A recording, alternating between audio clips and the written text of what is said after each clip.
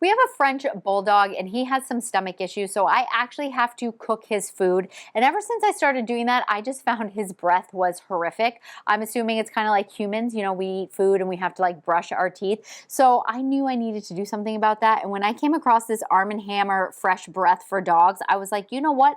I am going to give this a try. I have only been using it for 3 nights in a row.